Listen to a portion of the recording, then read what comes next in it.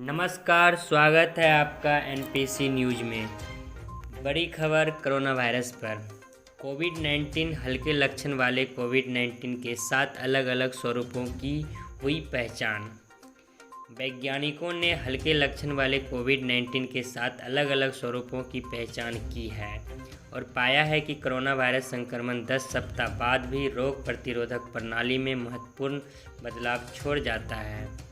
इस खोज से रोगियों के उपचार और प्रभावी टीके के विकास में मदद मिल सकती है। अध्ययन से संबंधित रिपोर्ट पत्रिका एलर्जी में प्रकाशित हुई है। इस अध्ययन में कोविड-19 को मात दे चुके 109 लोगों और 98 स्वस्थ व्यक्तियों को शामिल किया गया है। इस अनुसंधान में ऑस्ट्रिया स्थित मेडिकल यूनिवर्सिटी ऑफ वीनिया के वैज्ञानिक भी शामिल थे। वैज्ञानिकों ने अध्ययन में 7 प्रकार के लक्षण समूहों की पहचान की, जिनमें बुखार, ठंड लगने, थकान तथा खांसी जैसे फ्लू समान लक्षण और नाक की श्लेष्मा झिल्ली में सूजन, छींकने, गला सूखने, नाक बंद होने जैसे जुकाम समान लक्षण और जोड़ों तथा मांसपेशियों में दर्द जैसे लक्षण समूह भी शामिल है। उन्होंने कहा है कि इसके अलावा रोगियों में आँखों और श्लेष्मा झिल्ली में सूजन जैसे लक्षण, निमोनिया, सांस में दिक्कत के साथ फेफड़े में समस्या, दस्त, मतली और सिर में दर्द सहित उदर और आंतों संबंधित समस्या तथा सूंघने और स्वाद की शक्ति में कमी आना एवं अन्य समस्या जैसे लक्षणों की भी पहचान हुई। वैज्ञानिकों ने अध्ययन में यह भी पाया कि कोरोना वायरस संक्रमण 10 सप्ताह बाद भी रोग प्रतिरोधक प्रणाली में महत्वपूर्ण बदलाव छोड़ जाता है। उन्होंने कहा है कि इस खोज से रोगियों के उपचार और प्रभावी टीके के विकास में मदद मिल सकती है। गर्मी हो या सर्दी, कोविड-19 के प्रसार में मौसम नहीं निभाती प्रभावी भूमिका। भारतीय अमेरिकी अनुसंधानकर्ताओं के नेतृत्व में किए गए एक अध्ययन में दावा किया गया है कि कोरोना वायरस के प्रसार में तापमान या आर्द्रता की कोई प्रभावी भूमिका नहीं है। International journal of environmental research and public health में प्रकाशित शोध पत्र से संकेत मिलता है कि कोरोना वायरस के संक्रमण का एक व्यक्ति से दूसरे व्यक्ति में प्रसार पूरी तरह से मानवीय व्यवहार पर निर्भर करता है, न कि गर्मी या सर्दी के मौसम पर। अनुसंधानकर्ताओं ने रेखांकित किया कि मौसम केवल उस माहौल को प्रभावित करता है जिसमें कोरोना वायरस किसी नए व्यक्ति को संक्रमित करने से पहले जिंदा रहता है। अध्ययन में कहा गया कि मौसम हालांकि इंसानी व्यवहार को भी प्रभावित करता है, जिससे वायरस एक व्यक्ति से दूसरे व्यक्ति को संक्रमित करता है। अमेरिका के ऑस्टिन स्थित टेक्सास यूनिवर्सिटी में प्रोफेसर देव नियोगी ने अध्ययन का नेतृत्व किया।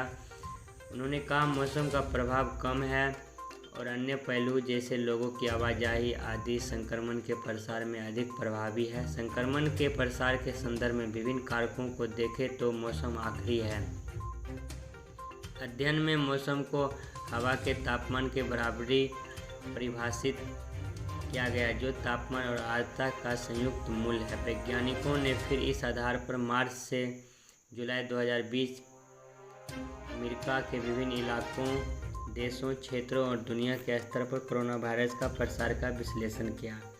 काउंटी और राज्यों के स्तर पर अनुसंधानकर्ताओं ने मोबाइल फ़ोन डाटा के आधार पर आवाजाही का अनुमान लगाते हुए कोरोना वायरस का प्रसार और मानव व्यवहार के संबंध की भी जांच की है। इन मानकों पर विश्लेषण और संभावित त्रुटियों का आकलन करने के बाद भी वैज्ञानिक ने पाया कोविड-19 का प्रसार में मौसम का प्रभाव लगभग 9 के बराबर है।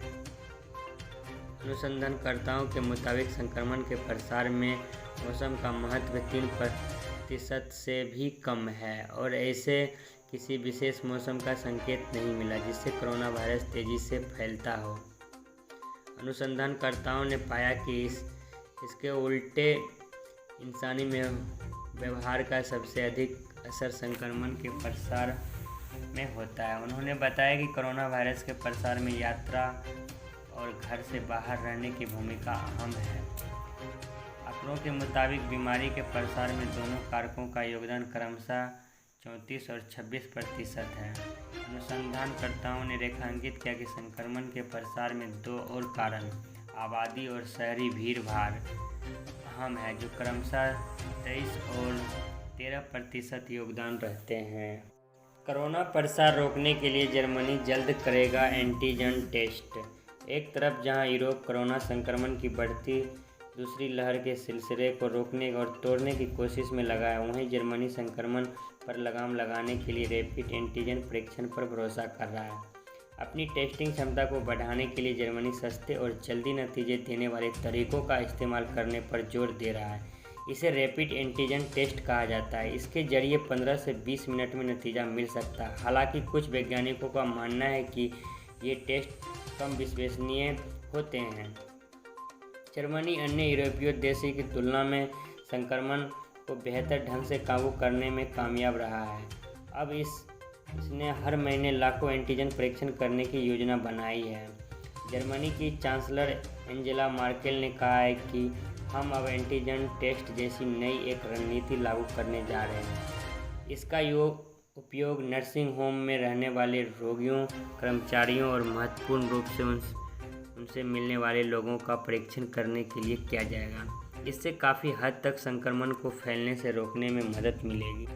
कोविड-19 से उबरने के बावजूद कई मरीजों पर बरकरार इसके दुष्प्रभाव। मध्य प्रदेश में कोविड-19 से सबसे ज़्यादा प्रभावित इंदौर जिले के इलाज के बाद संक्रमण मुक्त होने पर भी मरीज सांस लेने में तकलीफ, दिल की धड़कन बढ़ने और शारीरिक कमजोरी सरीखी शिकायतें कर रहे हैं। इसके मद्देनज़र शहर के शासकीय महात्मा गांधी स्मृति चिकित्सा विद्यालय ने रोगियों पर इस महामारी की दीर्घकालिक दुष्प्रभावों की थाह लेने की विस्तृत अध्ययन करने का फैसला किया है। महाविद्यालय के डीन संजय दीक्षित ने मंगलवार को बताया, पिछले 7.5 महीने के दौरान जिले में कोविड-19 के हजारों मरीज इलाज के बाद संक्रमण मुक्त हो चुके हैं, लेकिन इसके बाद भी कई मरीज सांस लेने में तकलीफ, दिल की धड़कन बढ़ने और शारीरिक कमजोरी जैसी शिकायतें के साथ डॉक्टरों के पास जा रहे हैं। उन्होंने बताया कि महाविद्यालय द्वारा चिकित्सा की अलग अलग विधियों में माहिर डॉक्टर की मदद से इन रोगियों को लेकर विस्तृत अध्ययन किया जाएगा। दीक्षित ने बताया, हमारा अध्ययन यह कोविड-19 की वजह से रोगियों को अलग अलग अंगों पर लंबे समय तक नज़र आने वाले दुष्प्रभावों और इनके संभावित निदानों पर आधारित होगा। उन्होंने बताया, हम यह पता करने के लिए इन लोगों की जांच भी कराएंगे कि कोविड-19 से उबरने के बाद किसी रोग के शरीर में बनी एंटीबॉडीज कितने दिनों तक प्रभावी रहती है। दीक्षित ने बताया कि कोविड-19 से उबरने के बाद भी अपने स्वास्थ्य को लेकर शिकायतें करने वाले लोगों के इलाज के लिए महाराजा यशवंतराव चिकित्सालय में बुधवार से अलग ब्रह्म में रोगी विभाग OPD भी शुरू किया जा रहा है। यह अस्पताल शासकीय महात्मा गांधी स्मृति चिकित्सा महाविद्यालय से संबद्ध है। आधिकारिक जानकारी के मुताबिक जिले में 24 मार्च से लेकर अब तक महामारी के कुल 34,256 मरीज मिले हैं। इनमें से 682 मरीजों की मौत हो चुकी है।